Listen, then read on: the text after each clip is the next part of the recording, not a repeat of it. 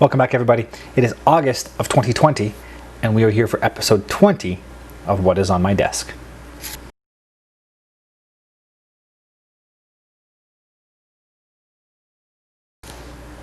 So here we are back for yet another episode of my What is on My Desk series, monthly updates.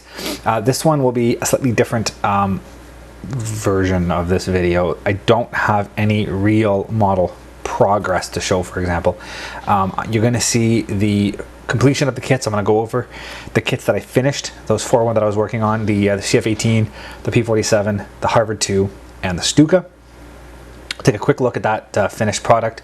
We'll take a quick look at the four new kits that I'm going to be starting. So we'll see what those are going to be in a little later in this video. And then, as I haven't actually started working on those four kits yet, what I'm going to use to fill in the rest of this episode is a little bit of organization that I went through, just to clean up some of the stuff that I had been meaning to clean up for, well, let's face it, for a while now, since I moved my workbench down here. So we'll take a quick look at some of that stuff at the end of the video. Not going to be a standard video, as I said, no real progress to show in any of those new kits, but you'll still get to see something, because I haven't been relaxed. I've been working. I just haven't been working on models. So take a look at all that stuff and stick around to the end, see how it looks. And as always, everybody, my name is Sean, and this is Sean's Aviation.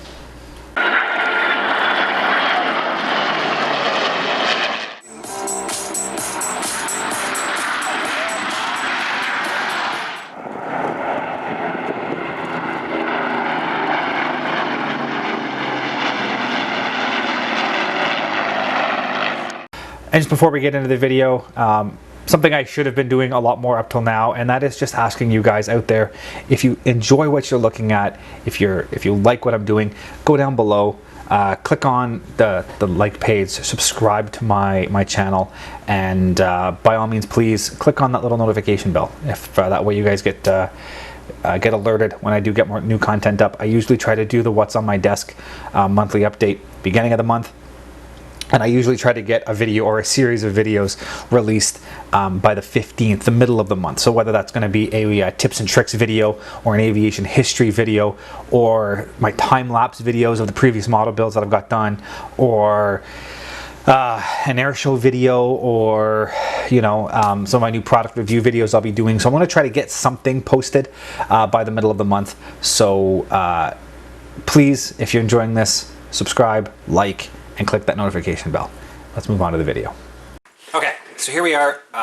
Before we start looking at the new kits I'm going to be working on, I'm going to do a quick review of the kits I have already completed. I am currently working on the time-lapse videos. I have two completed. One is actually currently rendering right now on my computer, so a couple hours that'll be done. And all I have left to do is the time-lapse for the Stuka. So fingers crossed, I should have those videos released by the middle of this month. If not, unfortunately, it'll be in September. But I'm hoping I should have them all done and have them uploaded by the 15th of the month, so you guys can take a quick look at those time-lapse videos sooner rather than later. And then, oh, I lost a paintbrush. And then I am plugging away on some other stuff. So before we get moving on too much, let's get the completed models out here and take a look at them. Unfortunately, I don't have any video of the F-18. I finished it and I gave it to the client to make some space on my shelf. So I got it out of the way. I don't have any pictures. Video. I'll throw a picture up now of what she looked like finished. Very happy with how it turned out, considering it was effectively a 40-year-old kit. Very, very happy with how she finally turned out. So client was happy. He has it at home. He's very happy with the product. I'm very happy with the product. So I would gladly love to do some more commission work. Unfortunately, there just isn't a lot of business for that kind of stuff right now. At least I don't have the connections made for that kind of business. So anyways, don't have the video of that, but we'll move on to some of the videos of the models that I built for myself. First up, we do have the P-47 that I did, the Hasegawa 148 P-47, done up as Tar Heel Hal. Model went together extremely well. It is similar to the other kit. It is a slightly older kit. Let's see what the date was. If there is even a date, 1997. So I mean, it's still a 20-odd-year-old kit. So I mean, there has been quite a bit of technology updates recently in models in terms of what they can pull off with some of the molds. So this is, being a 20-odd-year-old kit, still there are kits out here that are better than this. But I mean, it is still an amazing kit. It went together beautifully. You can see it's got the Alclad airframe aluminum finish. I did the different colored metal, different shade of metal over the gun bay doors. As you'll see in the time-lapse build, the decals fought me. Some of these decals cracked pretty heavily and shattered while I put them together. I was able to more or less fix the problem, but it still fought.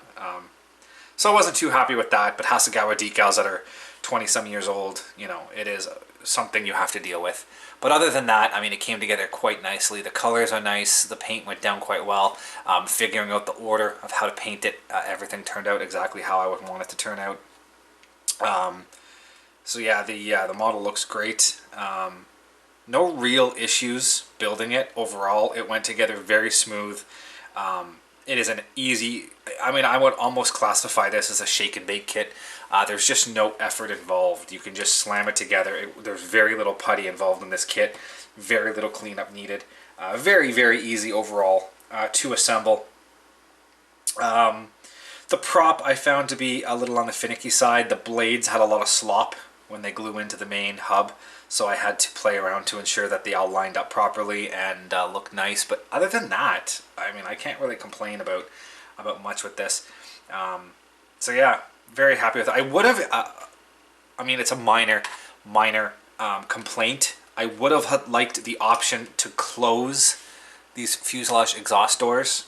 They don't give you the option in the kit to close them. Even the decals are designed for it to be open. That would have been a nice feature to have, is have that ability to close that if you so choose.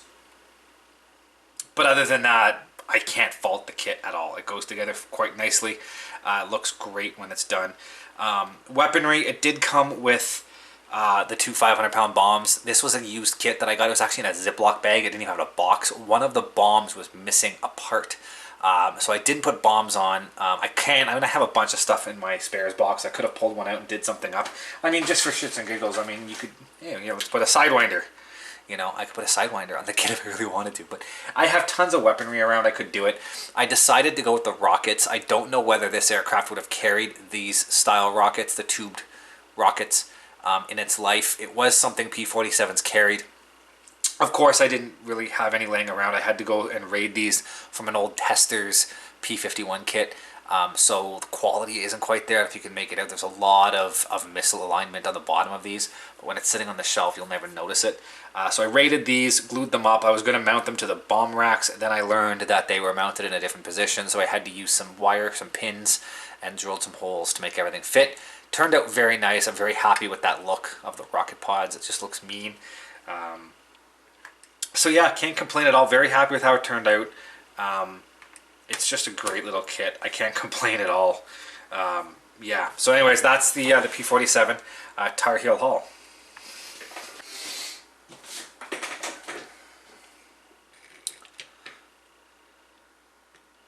So next up is the Ibex 148th T-6II. If you're in the US, it's a Texan II. If you're in one of the Commonwealth countries, you know, us, Canada, UK, or Australia, or New Zealand, it is the Harvard II. Definitely a harder kit. The Ibex kit is a short run kit. It's harder to find. It is definitely a experienced modeler kit. I would not jump into this with very little experience. There's a lot of tough things you need. It's a multimedia kit right off the bat. Short run plastic, lots of resin, vacuum form cockpit. So you need to have a little bit of experience in building some kits before you jump in onto this. The fit at times was good, at times was bad. Overall though, I am pretty happy with it. The molding detail, it's just enough to make the kit look good. It isn't overly detailed, but it's not under detailed in any respects. The wheel bays are very plain. The way the wheels fit in, it's not really positive fit. There's no like slot or tab. It just kind of sits there. So you kind of have to do a bit of finicky around to make it all work. Make sure it all lines up. There's no, the middle doors here are molded in the up position. So I mean, if you wanted to do something different with that, you can't. The whole forward nose cone is resin. The exhausts are resin. The spinner is resin. The props are plastic. The seats are resin. Everything else is plastic. So there's a little bit of this, different types of media all being mixed together that you really need to kind of take your time and ensure that it all goes together well. It can be a tail sitter. I believe it's 3 grams of lead weight are sitting almost directly over the nose wheel, just inside the fuselage here. And I mean, even with 3 grams, I couldn't even tell. Oh, sorry, I shouldn't say 3 grams, 3 ounces. It's 3 ounces of lead weight. And you can see that just the slightest little touch in the tail and she goes over. So it's pretty well balanced on the main gear. So even with 3 ounces of weight, which I don't even know what that is in grams to tell you the truth right now. So it takes quite a bit of weight to balance that nose down and make it sit properly. So I mean, it takes a bit of effort to make sure it looks good, but if you do it right, it looks amazing. Weathering wise, I kept this relatively clean. The planes in real life, they do have a bit of oil and staining on that, but it's a dark blue color, so you don't see it very much. And overall, the aircraft tend to be cleaner than, say, for example, a frontline fighter. So I tried to replicate that. The real only weathering I did, there's weathering in the cockpit, there's some weathering in the wheel wells, and there's just a hint, I don't know if the camera will pick it up or not, but there's just a hint of exhaust staining down the fuselage. If you look at the white stripe, it's a little darker up here than it is back here, and that's just that hint of exhaust staining coming down the side of the fuselage, but just minor, just enough to make it, a variance in color the way it would normally look in real life. So I tried to keep it as realistic as possible. My only complaint is the vacuum form canopy. I do not like vacuum form canopy. I know why they go with it, and it's because for a short run kit, the clarity, clear plastic is hard to do. It takes a lot of engineering, a lot of polishing of the molds, and a very thin mold in order to get thin, clear, a non-distorted canopy. So if you're doing a short run kit, it doesn't make sense to invest in that technology. So most people will go with a vacuum form canopy because it's easy to make, it's cheaper to make, and you get really decent quality out of it. The issue is, it is a pain in the rear end to work with. So, I mean, there's a bow that's supposed to go through the middle of the canopy. I don't even know where I put it now. I threw it in my spares bin because it just didn't work. So there's supposed to be a little piece of frame that fits right in between the canopy here, inside, right where this frame is on the inside, and it's a support frame, and you can see it's pretty flexible here. It didn't fit. It was, it was millimeters too short, and there was no way I could make it look right without really squeezing that canopy down and distorting the look of the canopy.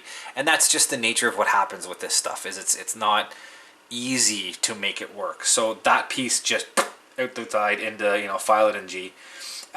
So that I didn't put in. Other than that, everything else is there. But it's in the vacuum form canopies. They look okay working with them.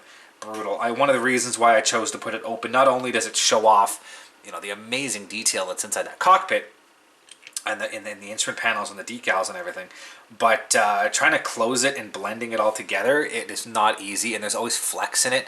So when you're sanding between the plastic, the harder fuselage plastic and the softer, more flexible canopy, it's very easy to crack, and all of a sudden you pop the seam because there isn't a lot of mating surface between.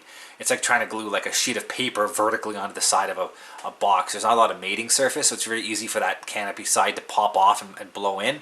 And also your putty can easily, if there's any flex in that canopy, the putty will just crack off, and it's very, very difficult to make it look right. So making it open, it just saved me a lot of hassle of trying to blend everything. Plus, like I said, it shows off the cool cockpit. So anyways, as I said, it's not an easy model to build.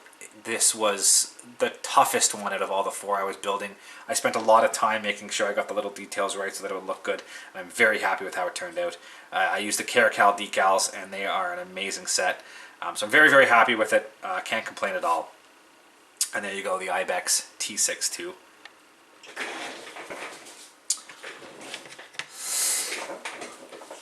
Finally, we have the Stuka. This is Hasegawa's 148th Ju-87. I believe it's a B Stuka, Ju-87B.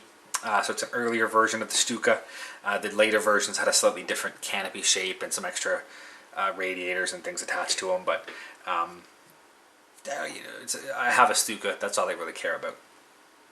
So I did this one up, as you can clearly see, in sort of an Eastern Front winter scheme. So the model itself went together pretty well. Again, I don't know the age of this kit. 1994, so it's about a 25-year-old kit at this point. So, I mean, again, for its age, it's got lots of good detail, really well, nicely recessed panel lines. Cockpit is highly detailed. Everything goes together quite easily. There's no real issues, very little seams that need to be cleaned up. Everything goes together nice, tight. So I decided to mount it in this sort of action mode in a dive. So I did a little bit of modification to get it to fit like this. So the first thing I did was I mounted the bomb in a lowered position. So the bomb is hanging on a cradle, and then this would swing out. So you can see it when it's in a vertical dive. Just imagine that, you know, the ground is over here and it's in a dive. The bomb would swing out on this cradle and ensure that the bomb cleared the propeller arc as the plane was pulling out. So you can imagine it's coming into a dive, bomb is swung down and released, and then the plane continues pulling up and the bomb misses the prop arc. And I knocked the bomb off. Of course I did. So I mounted that in a down position so it looked like it's actually in the process of dropping the bomb. So that took a bit of effort in here. I had to clean up some spots underneath the fuselage where the bomb was supposed to be mounted. I had to clean up the bomb itself and take off a tab. I had to modify this cradle so it could hang down and be mounted after the fact. Not a lot of work, just a little bit of work in here to clean everything up. The bigger job I did was I mounted these dive brakes in the down position. So they're actually in the down position as they would be deployed in a dive. So that took a bit of effort because they were solidly mounted to the mounting points. I had to break them off, clean them up. I had to make these outer brackets myself to make them fit. So it took a little bit of effort to make everything work. Not a lot. I mean, anybody with a little bit of experience in modifying or scratch building a model would be able to do it. So it's not terribly difficult, but it took a little bit of pre-planning to ensure everything lined up in the proper format at the end. One annoyance I had, I found the struts on the horizontal stab. They didn't fit very well, even though the horizontal stab is almost perfectly, like that's almost perfectly square. There might be a slight droop on one side versus the other, but almost perfectly square.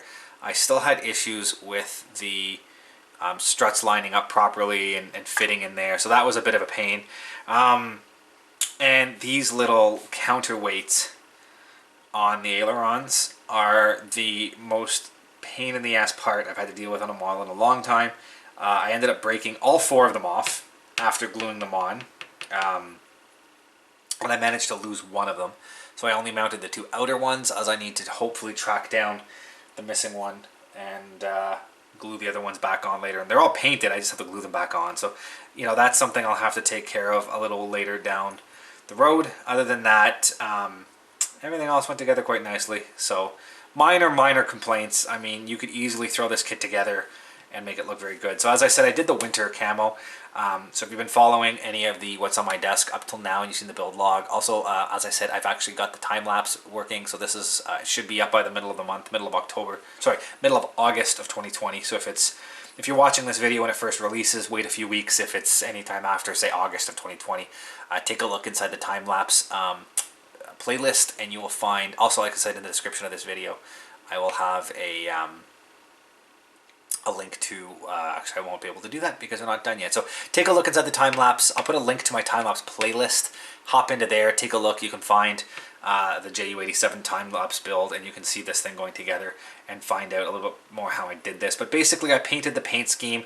So the instructions tell you to paint the whole model white. The bottom, the blue color, the upper part white, and then adding the decals. In reality, that's not how the Germans would have done it. So I did it in a slightly more historical accurate way as how the Germans would have done it in service, and that's paint the green camouflage in place and then actually put a whitewash paint on the surface. So I painted a green camo, I put the decals on, and then I sealed all the decals, and then I painted it with white paint, and then I wiped the white paint. This is basically just white, craft paint that you can buy at any, any department store for kids, water-based paint.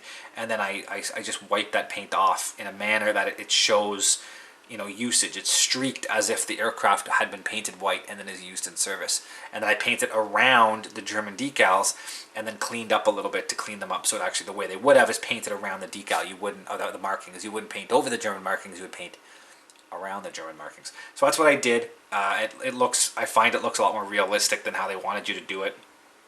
And the kit turned out great. So I'm very happy with how that turned out. So yeah, and then the base and the stand I made, and then this is actually the very first nameplate I did. I did one also for the F-18 I did for the client, the commission build. I think every aircraft I'll have mounted to a base, I'm going to do up one of these little nameplates. Looks really good. It's very easy to do, and it definitely adds a little extra step to the finish, a little extra quality to the finished product. It makes it look cool. So that is the Stuka. So I'm going to get this put away, and we'll take a look at some of the next kits I'm going to build. Okay, so next up I got 4 more kits that I'm going to build. All 4 are for myself. I'm not doing any commission builds this time. There's no particular order to this. You'll see in a little bit, I did some organization in my closet, and I just kind of picked 4 kits that I thought would look cool and that I kind of wanted to build. So no real order, no real reason for them. It's just something that caught my eye and I want to build it. So in no particular order, we'll start off. I'm not going to do an in-depth look at these kits. I have filmed a full product review for all 4 kits, so keep an eye out on the channel. I'll have those coming out probably sometime in September. We'll be able to take a good close look at some of these kits with the features involved and everything else. So the first one I'm going to do, this is the Tamiya A6M50. So this is a later version 0. It does not have the folding wing tips. It was more of a late war aircraft. The molding is from the 1970s, so it has raised panel lines, is lacking some of the detail you would expect to see in a Tamiya kit. But at the end of the day, I only have one other Japanese aircraft that I built on the shelf, so it'd be kind of nice to have another one. You know what, it's not that difficult of a build. It's going to be more of a shake and bake, throw it together, simple paint, simple markings. Not going to go too crazy on it. I'm probably am going to go pretty crazy on it in terms of weathering. The build itself will be quick. The painting might take a bit of time because I am going to do a silver undercoat, and then I'm probably going to do the same thing I did on my my other Japanese aircraft. I'm going to do a salt weathering technique on this to give them some paint chips. So keep an eye out for that. I am probably going to do a tips and tricks video on how I do that. So that'll be interesting. Make it look like it was just, beat to hell and used up at the end of the war and rushed out in service. So I'm looking forward to getting that done and getting to show you guys how I do that. It's going to involve multiple steps, especially considering I do believe, let's see if it's painted on or if it is a decal. No, it is painted on. So yeah, the yellow leading edges are painted on, which is nice because I am able to, as I said, just chew it up and weather it to crap. So it's going to be very cool to get this all done. I'll do the yellow first, paint chip that, and then paint the green around and paint chip that. So anyways, looking forward to building that. It's going to be nice to get some more heavy weathered aircraft out and really show you guys, just tons of weathering, tons of oil streaking, tons of fuel streaks. Just make it look like it was beat up and not cared about. So that will be one of my builds. Put that up there. The other one is the Edward P39 Aerocobra. This is the Profit Pack that they came out with. This is one of, I think this is only the first or second in-house kit they did. The ME108 and the P39 were the 2 first kits. I didn't know what order they came out in, but this is one of Edward's earliest in-house designed full kits. So again, great detail for what you get. Again, I'm going to have a full product review out, so this is not going to be too in-depth at all. But I mean, it does include photo etch. It includes film instruments. It includes canopy masks. It includes nose weights, and it includes a very detailed kit The cockpits are detailed. It gives you possibly a chance to do open doors. So this one is going to be the whole 9 yards. As I said, it's going to have, you know, gear down, cockpit doors are going to be open. I'm going to detail the cockpit out. I'm not going to do any aftermarket. I'm going to do everything that's included in the kit, but it's going to be a very detailed, highly detailed kit, and this one will be done up in an American training scheme, so it won't be quite as paint chipped and weathered, but it's going to be heavily weathered. It would have been a late war training bird, so they would not have been taking care of it. I'm probably going to do some splotches on the paint where it looks like some panels have been you know, touched up and repainted over time, as you know, a cowling is going to have a different color, and some, you know, a door might have a different color, and I'm just going to do a lot of weathering, stains, and exhaust and fuel leaks, and just, you know, really beat it up. So it's going to be fun. It's going to be a real play around with some of the weathering techniques I have. So that's going to be a fun build. Still going to be detailed. Just looks like I'm going to be beat to hell. So next up, I've got a Revell C47 Expediter. I'll be doing this one up in, so actually this is a rebox of the ICM kit, so it is quite a detailed kit. I'm going to be doing it up in a Canadian scheme from the RCAF in the 1950s. I have another set of Caracal decals, so you've seen how good they look on that T6, so this will be done as well. It's going to have the natural metal lower fuselage, the white top, and then it's going to have that red and white lightning bolt down the side. So it's going to look really good. I have a set of Belcher bits, late style cowlings, and late style wing roots to modify the wing in the intersection to really make it look like a post-war Canadian bird. So it's going to be, oh, it comes with an Astrodome too. Well, look at that. I did not know included an Astrodome. So yeah, it's going to be really cool to have that done up. It's like I said, super detailed. The interior is full details. I'm going to have the door open. The Astrodome, which gets mounted on, which I didn't realize I have, will give you some more light into that cabin to light it up. And then I'm going to mount it, actually, you know what? I take that back because I cannot open the door because I'm going to build this with the gear retracted. I'm going to do it up with the gear up and mount it on a stand. So I take back what I just said. As you can clearly see, I'm still in the planning stages of this, so I can't even keep track of what I plan to do. But yeah, this will be built in a wheels up display on a stand, so I can add it to the rest of my wonderful growing collection of post-war RCAF aircraft. So this one will be done up with Alclad. Like I said, the white top, the Alclad bottom. Post-war Canada. I love those RCAF. Not only is it because I'm Canadian, but I love that look of that post-war RCAF. The white, the silver, the lightning bolt stripe. You know, all those really, really cool touches that the post-war had. So I have quite a few already. I might show those to you later in the future. I've got a Catalina done up in the lightning bolt scheme. Actually, I don't. The only lightning bolt scheme I have right now is a Lancaster, but I've got a Catalina and a de Havilland Otter done in the post-war Canada sort of white over silver scheme. So this Beach 18 will definitely add to that.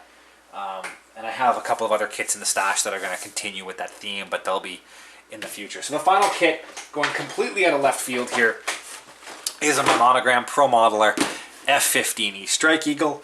I mean, I just love F-15Es, and I haven't done a modern jet in a while. I mean, other than this, the CF-18 for the commission build. But for myself, I haven't built a modern jet in a while. I think the last one I did, we're probably looking at either the Tornado or the CF-100. That's like a year to a year and a half ago now. So, I mean, I'd like to get another one done. This is a good contender. It's a relatively new model. It's going to go together quite nicely. Tons of cockpit detail in there. This will be done up, the wheels down. I'm going to load it up with weapons. It comes with a bunch of GBU 10s and GBU 13s, I believe. But I'm going to do some research and see what else I could find. I'd love to just load it up with like Mark 82s, you know, as heavy as I can go. So I might look up see what they have out there for Mark 82s in the market and just, again, load it up as heavy as I can make it with Mark 82s. But we'll have to do some research out there, see what I can come up with. If not, I'll just use the kit decals. I'm going to be doing it up as a Tiger meat. So there'll be tiger stripes all down the conformal fuel tanks. It'll have some tigers on the tail. It'll have some tigers on the nose. There's a tiger on the air brake. There's some tigers on the main wheels. So tigers everywhere. So it's gonna be a cool, colorful bird. Hopefully the decals have held up over the years, and it should go together without any issues. It's also going to be interesting because I'm going to try to do a little bit of weathering on the paint. Not too much because it was a color bird, but just a little bit of some weathering, like some pre-shading, and just make it look a little bit dirty. But yeah, so those are the 4 kits that I'm going to go to. So you've seen what I've done. You've seen what I'm going to do. And now we're going to move over and you're going to take a look. I'm pretty sure I talked about this in the intro, but we're going to take a look at 2 projects because I haven't actually started any kits. I've been using the free time after finishing those last 4 kits before starting the next 2 kits to get caught up on some backlog.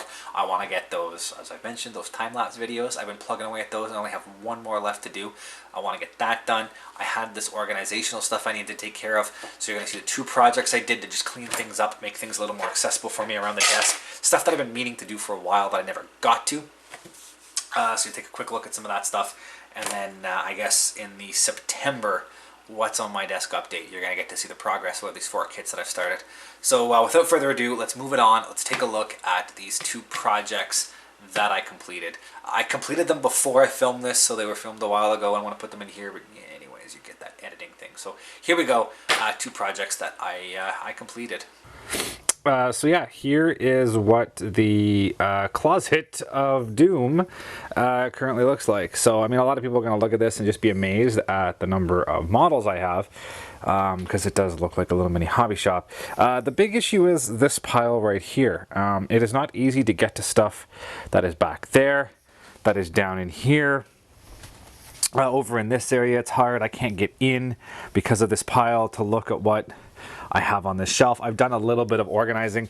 I do have gloves I get access to regularly. I've got my bits and pieces down here I use when I do my bases. There's a tackle box down here. This is what I used to store a lot of my model stuff in before I'd have the current setup. So if you guys remember my current setup over here, I have done quite a bit of effort to ensure that stuff is accessible. I picked up those Vallejo paint racks up here, so I have a lot of the alclads and some of the epoxies and stuff that I use regularly, easily accessible. Over here I have my glues, my pin wash, putties, clamps, a bunch of my little pin vices, cutting pliers, pen racks. I picked up all these metal things from the dollar store.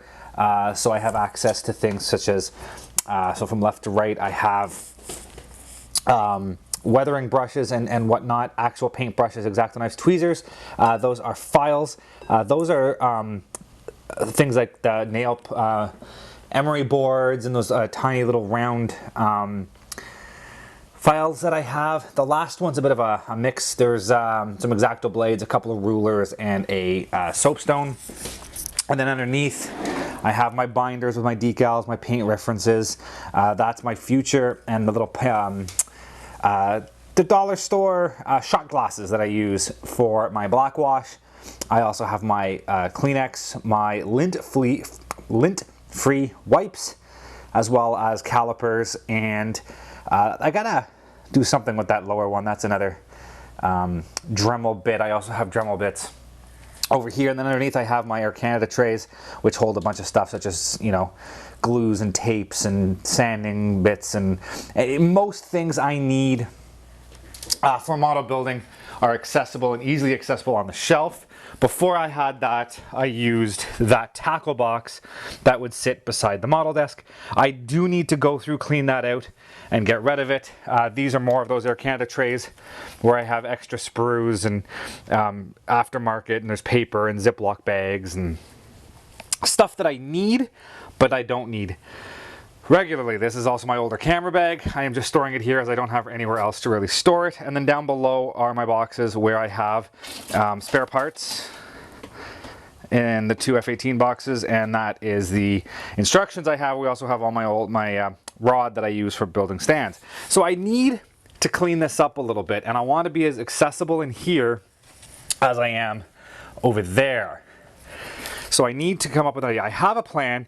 It's on its way. So you'll get to see what I've done to make this a little bit more accessible. So what, you may ask, am I going to buy to fix this problem? Well, it arrived today, and that item is inside that box. So let's get this thing assembled and see what it looks like. So yeah, here we go. The shelf that I purchased is assembled. So here's what it looks like when it's all put together. So you can see the metal shelf down here at the very bottom. I have the 4 Canada trays, and then I have a stack of the larger model boxes, and then up top I have spare parts. That's the instruction manual, and then 2 more kits on top. And that then cleans up a lot of space in here. So you can see it looks a little less crowded. This top of the shelf now, I have all of my Dremel attachments. I have a tray here for all of my bases, which I can stack more in. I've got that here.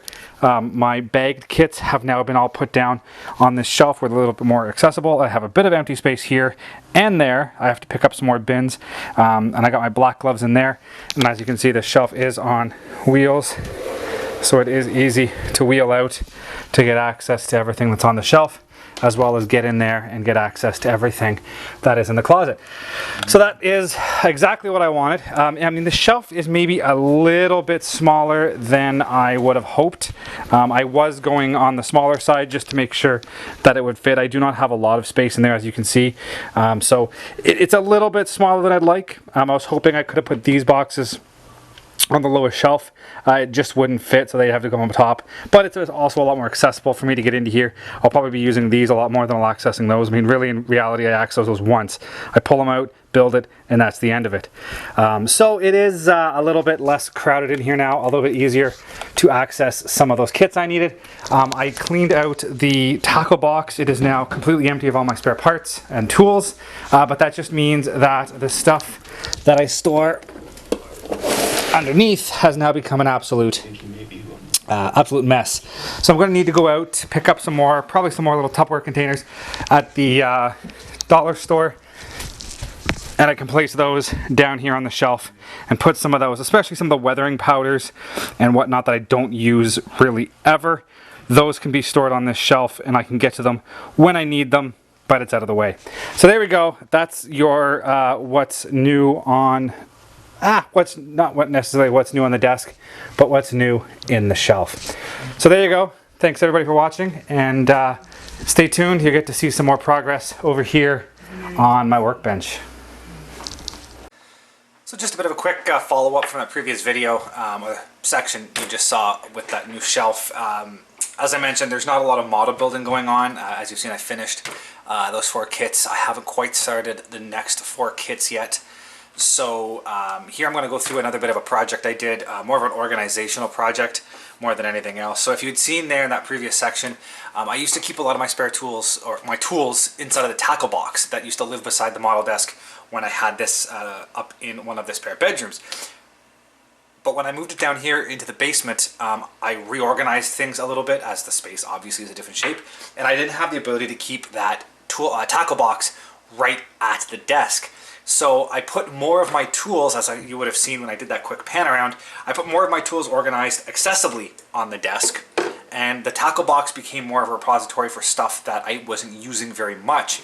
And I have these Air Canada trays underneath that I have organized with some of the stuff that I use regularly, but not regularly enough to have them to be accessible. And over time, more and more stuff has just piled in it. As I needed a tool, I take it out of the tackle box, use it. I didn't want to go put it back in the tackle box, so it ended up down in that Air Canada tray. And I'd always planned to organize it a little bit. So the project here, I'll switch to a bit of a time lapse so you can watch me start to assembling this thing. And I'll keep talking over top. So I'm making an insert using foam core, that stuff you pick up. I actually got mine at Michael's at a relatively good price. So I'm making an insert from foam core to help organize things, and you can see how it would have looked before I started. Actually, I'll do that right now. I'll pull it out. So this is what it looks like. This is what it looks like now. As you can see, it doesn't look very organized. I'm using these cardboard inserts right now that I was trying to keep things slightly organized, and clearly didn't work. It's all flimsy and it doesn't stay in place. So let's switch to the time lapse now. You'll see me start the process of building with foam core, and I'll explain a little bit about how this came about. So as I said, a lot of these tools ended up being put down into this tray. I could easily slide out like a drawer and access what I need. But I needed to be organized in a way that I could quickly get to certain tools and bits without having to dig around and move stuff around. And it's not working right now because it hasn't worked. So I'd always planned, this cardboard had always just been more of a proof of concept for my idea. And my ultimate idea was to do this in MDF. But MDF brings forth a couple of problems. So the first was going to be, how am I going to mount the MDF? And I had planned to do more of like a notch, notch the top half of one, the bottom half the other, and they'd slide together like you would see in some laser cut wooden setups. I planned to do something like that, but I very quickly realized that in order for that to work, you'd have to have cross pieces across in a T format, where a lot of my plans were butt joints. So I wasn't too sure how I'd put it together. In the end, it was kind of something that was simmering in the back of my head. And also, you would need to do something with, I need the table saw, basically. I need the table saw to cut the MDF, and I don't have a table saw. My dad has one. So that brings forth two possibilities. I either bring the table saw here, or I take all my material there and do it there. And both of those bring forth some problems. I mean, to bring the table saw here, it'd have to go in the backyard, you get dust everywhere, and the kids play out there, and it sits outside in the rain. If it rains, I have no way of covering it, other than a tarp. So it opens up all of these issues in terms of bringing it here, plus you actually have to get it here. Flip side is taking it to my dad's. Well, then I need a day where I'm home but not with the kids, so I can go there and do the work. And then if I realize I need something and it's not there, it's like a 20-minute drive to get back here. So you can see it always turns into a bigger deal than you remember when you attempt to do something with the table saw. So I'd always put this project aside simply because it was always more work than I really wanted to invest in just a simple organization of my tool tray. So I was recently, I've been following, I think I've mentioned this before. If you haven't, I'll actually put a link down below in the description. I've been watching a lot of Adam Savage's videos on his Tested channel. Great channel, by the way. I'm not so much into the podcast type side of things, but just Adam Savage's builds, his one-day builds. Some of the stuff he goes through, I would give my left leg to have a shop like his and have the time and skill that he has. Just the amount of ideas in my head that I could actually fulfill if I had that kind of setup and time and whatnot. So I've been following a lot of his stuff, and once in a while I see him do something that sets my brain off, and yes, that's what I need to do. And he recently did a video where he organized one of his tool drawers in his toolbox, and the drawers, he made an insert to hold a bunch of air tools, and he made the insert out of foam core. And it was basically the same idea. He wanted to do it with plywood, but time and whatever and material, so he used foam core. And I would never have thought of foam core on my own. I have never worked with it. I don't have any. So yeah, foam core is something I never would have thought of. So when I saw his video, the light bulb went off. So I ran out to Michael's the other day, actually it was this morning, I guess, and picked up the foam core, and I went to town and put it together. So you can, as I said, if I edited this properly, you're actually watching the time lapse if I put it all together now. And you can see how I'm making sure everything fits quite nicely and it all ties together. And it's easy to assemble with hot glue. And then it just slips right down inside of my tray here. So it works out quite nicely. And I can still use the handholds as they're designed to lift it out. So that is that. I'll cut here to a quick shot of it completed, and we'll talk about how I did it. And here we go. Here's the finished product. You can see how much more organized this looks, how cleaner everything looks. Everything that was in the old bin is still in this bin. Everything is still here. It's just a lot cleaner looking. It's easier to get to. It's organized. This is nice and sturdy.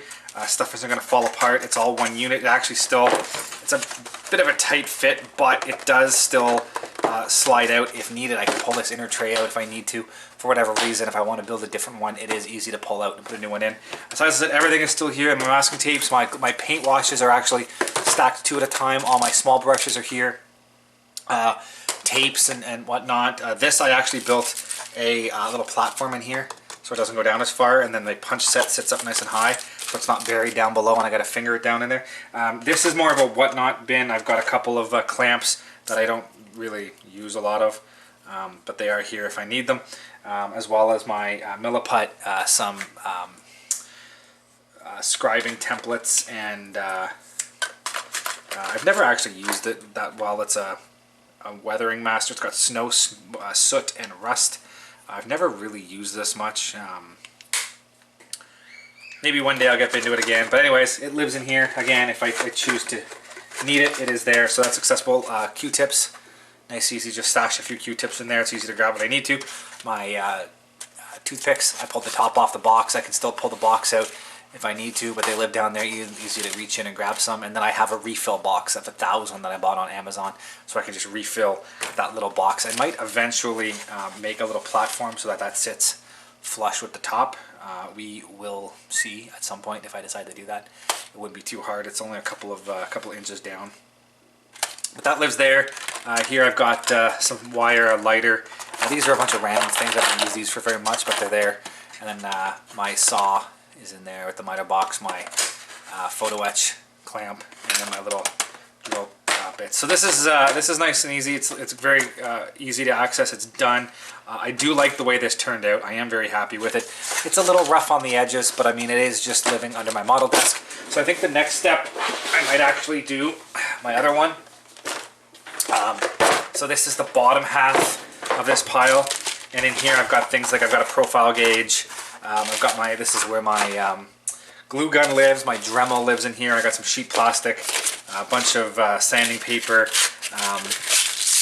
my BBs for weight, sanding block, you know, my soldering iron. I got some work gloves in here, and a bunch of more sanding paper and everything down here. So I might actually turn this into a very similar looking setup, build a lower platform for all of these little things like the Dremel and everything to live in, and then have a place on the top for all of my sandpaper to lay flat at the very, very top with the plastic and sandpaper living across the top of a lower, because this doesn't have to be very high, you know, it only has to be basically the height of a Dremel, and otherwise it'll live in there. So I think I might do a bit more of a design like that where everything will live underneath. You know, I can have the glue gun sitting on one side, I can have the Dremel, the soldering iron, I can make a lower platform on one side so this actually sits on top of a bunch of other lower stuff, and then put all the sandpapers on top. So we'll see. This might be another project that I'll do a little later on. But anyways, it is finished. So really, as I said, there hasn't been much going on this month. So these are going to be two little projects that I'm glad I got done, that are out of the way. And yeah, so that's it for the August update. Thanks again for watching, and stay tuned next month. We'll see some real progress on those next 4 kits. Thank you for watching, guys, and as always, if you are interested in any of the content you see, you can access my website at www.seans-aviation.com. You can see all the latest pictures of aircraft and museums and the build logs of all of my current models and past models on that site. And if you're interested in any of this content, please click the subscribe button here on YouTube to follow more. Thank you very much, and see you guys next time.